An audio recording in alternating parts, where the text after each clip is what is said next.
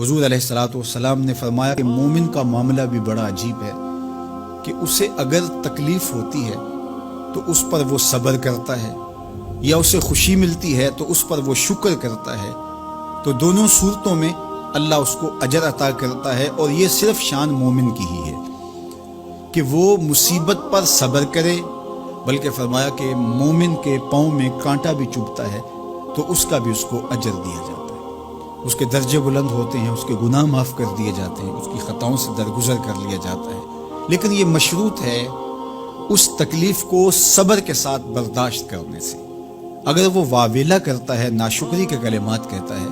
تو تکلیف تو ختم نہیں ہوتی لیکن اجر زائل کر دیا جاتا ہے۔ تو اس لیے ہمیں ہر صورت کے اندر صبر کے دامن کو مضبوطی سے تھامنے کی تلقین کی گئی ہے، اور اہل ایمان کو یہ بھی سبق دیا گیا کہ جب انہیں کوئی بھی مصیبت پہنچتی ہے تو وہ کہتے ہیں انا للہ و انا الیہ راجعون، کہ ہم اسی کے ہیں اور اسی کے حضور پلٹ کے جانا ہے۔ تو یہ وہ امر ہے کہ جو ان کی طبیعت کے اندر ٹھہراؤ پیدا کرتا ہے اور ان کی زندگیوں کے اندر اللہ تعالیٰ جل شانہ پر جو یقین ہے اس کا پتہ دیتا ہے۔ اگر مصیبت کو اللہ کی طرف سے سمجھ کے، مان کے صبر کیا جائے، اس کو مقدور سمجھا جائے، اس پر واویلا نہ کیا جائے، اللہ کی نافرمانی کا کوئی کلمہ نہ بولا جائے، اپنے عقیدے میں تزلزل نہ آنے دیا جائے، اپنے رویوں کی خوبصورتی کو زائل نہ ہونے دیا جائے، تو اس کا مطلب ہے کہ وہ شخص مومن ہے، اس کا یقین ہے کہ یہ اللہ کی طرف سے ہے۔ تو پھر اس کے یقین کے صلے کے اندر اللہ اس کو پھر ہدایت قلب کا چراغاں نصیب کرتا ہے۔ اور فرمایا واللہ بکل شیء علیم، اور اللہ ہر شے کو جاننے والا ہے، اسے پتہ ہے کہ کسی پر مصیبت نازل کیوں کرنی ہے، اور اس مصیبت سے اس کا امتحان لینا مقصود ہے، اس کے درجوں کو بلند کرنا مقصود ہے، اس کے گناہوں کو معاف کرنا مقصود ہے، اس کو کسی آزمائش میں ڈال کر کے اس کو مزید کندن بنانا مقصود ہے، یا اس کا کیا مقصود ہے، اس کو سزا دینا مقصود ہے، یہ اسے پتہ ہے۔ تمہارا رب تمہاری طرف آنے والی جو تکلیفیں ہیں ان کے اندر ہزارہا پنہا حکمتوں سے واقف ہے۔ یہاں یہ بات بھی سمجھنے کے قابل ہے کہ جو شخص مصیبت کے آنے پر صبر اور استقامت کے ساتھ اس سے نپٹتا ہے اور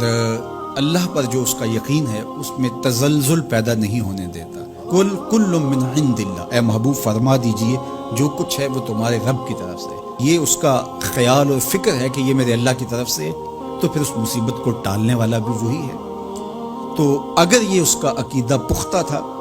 تو پھر وہ مالک کی دہلیز چھوڑ کے، مالک کی چوکھٹ چھوڑ کے کسی اور دہلیز پہ نہیں جائے گا، کسی اور چوکھٹ پہ نہیں جائے گا۔ وہ اس مصیبت کو دور کرنے والا مؤثر حقیقی اللہ کو ہی جانتا ہوگا،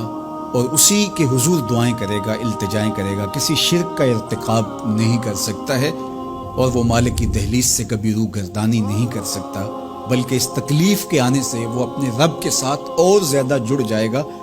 اور اگر وہ صبر کرے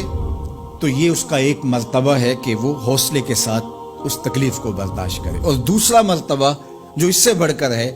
کہ اس پہ اللہ کی رضا کے سانچے میں اپنے آپ کو ڈھال لے کہ جے سونا میرے دکھ وچ راضی، میں سکھ نو چلے ڈاواں۔ اگر وہ اس بات پہ راضی ہے تو کوئی بات نہیں ہے، میں اس پہ راضی ہوں کہ میرے رب کی یہ رضا ہے۔ تو یہ دونوں چیزوں کا مل جانا، یا دونوں میں سے کسی ایک کا مل جانا، یہ اللہ کی طرف سے اس کو دیا گیا انعام ہے جو اس مشکل حالات میں اس کو حاصل ہوتا ہے۔ اب وہ کس کیفیت میں ہے اللہ تعالیٰ اس کو خوب جانتا ہے، کہ وہ اس پہ صبر کر رہا ہے یا اس کا اندر ڈول رہا ہے، اس کا عقیدہ کمزور تھا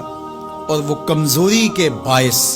جو ہے وہ تزلزل کا، تذبذب کا شکار ہو گئے، تو یہ تمہارا رب خوب جانتا ہے۔ تو تمہارے سینے کے اندر چھپی ہوئی کیفیت تمہارے رب کے